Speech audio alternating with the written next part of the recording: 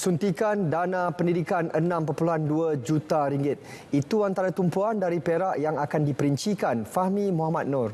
Fahmi, silakan. Baik, terima kasih. Ya, betul Sahih, tapi sebelum itu kita ke laporan ini.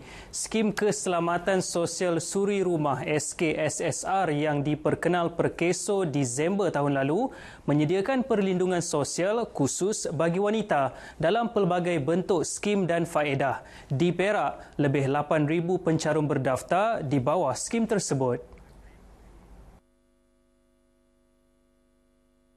Menurut Pengarah Perkeso Negeri Zainal Ismail, dengan hanya caruman RM120 setahun, waris kepada suri rumah berinsurans SRB layak menerima faedah di bawah skim berkenaan. Kita akan jaga dia dari segi rawatan secara sepenuhnya. Kalau ada kekalnya kecacatan, kita akan tanggung juga. Samping kita perlukan kursi roda ke, kaki palsu ke, pampers ke, diapers ke. Semua ni dia akan tanggung oleh Perkeso. Dan juga kalau ada kematian macam ni, mati tiba-tiba dia meninggal, di dalam carum RM120 setahun, RM10 sebulan, dah dia layak untuk faedah ni. Itulah kelebihan Perkeso. Beliau berkata demikian kepada RTM selepas majlis penyampaian faedah pengurusan mayat FPM dan kotak prihatin Perkeso yang disampaikan oleh Ahli Parlimen Sungai Siput S. Kesavan. Sementara itu, waris kepada Wong Chuai Ha yang meninggal akibat serangan jantung merupakan penerima faedah SRB pertama di Perak menerusi skim ini. Terima kasih Perkeso kerana membantu dan dapat bantu kami sekeluarga.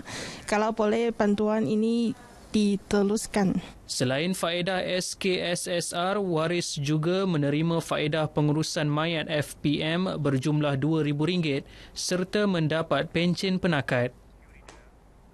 Tiada kes kemalangan membabitkan bas ekspres direkodkan di Perak sepanjang UPS Selamat 19 sempena Tahun Baharu Cina setakat ini.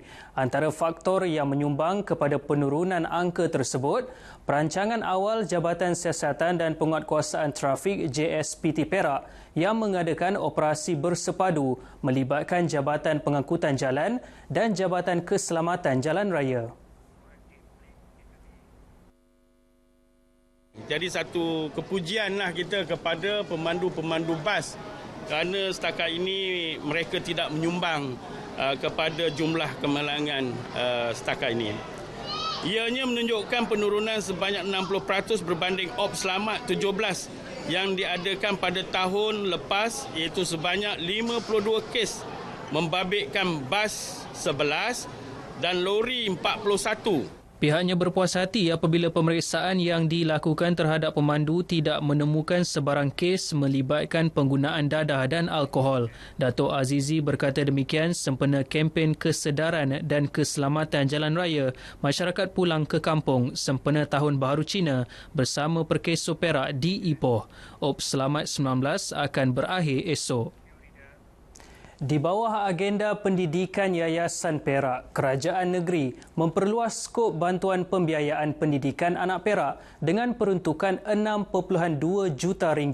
Pengurus Besar Yayasan Perak Azrul Sani Ibrahim berkata, menerusi program insentif siswa Yayasan Perak Insis YP, bantuan pendidikan diperluas bermula daripada peringkat sijil hingga ke doktor falsafah.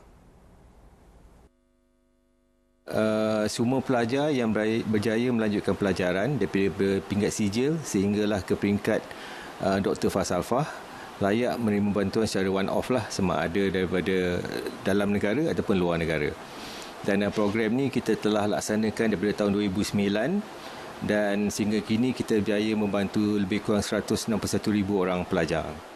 Jumlah bantuan yang diberi tertakluk kepada tahap pengajian yang dipohon, bermula dengan bantuan RM300 di peringkat sijil sehingga RM5,000 peringkat doktor falsafah. Ujarnya, perluasan skop bantuan ini mencerminkan keprihatinan kerajaan negeri terhadap pendidikan pelajar daripada golongan B40. Untuk maklumat lanjut, ibu bapa dan pelajar boleh melayari laman sesawang seperti yang tertera. Paparan tadi mengakhiri sumbangan berita dari Perak. Untuk perkembangan selanjutnya, kita kembali ke Angkasa Puri. Assalamualaikum dan salam Malaysia Madani.